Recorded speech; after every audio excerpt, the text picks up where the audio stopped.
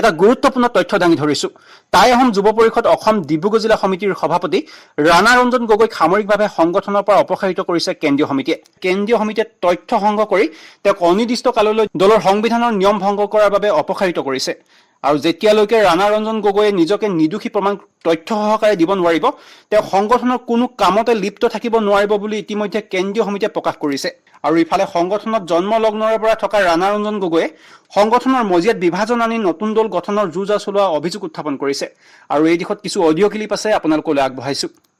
এটা কথা মই কৈছো, মই বেয়া নহয়, কামযোগ্য কাৰণ মই ঘৰত কৈছো, জনগোষ্ঠীটো মই শেষ কৰিবলৈ গৈছো। আৰু ডিজিটি যোৱা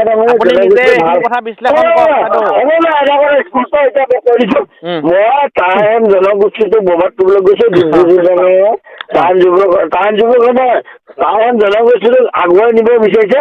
তোমালোকে তাৰ লগত থাকি আগবঢ়াই দিয়া আৰু মোৰ লগত থাকিব নালাগে। যোনে ভাল কাম কৰিব তেখেতৰ থাকিমে 10 টোমত। ভাল কাম তোমালোক তাৰ লগত থাকা, মই বেয়া কাম মোৰ থাকিব নালাগে।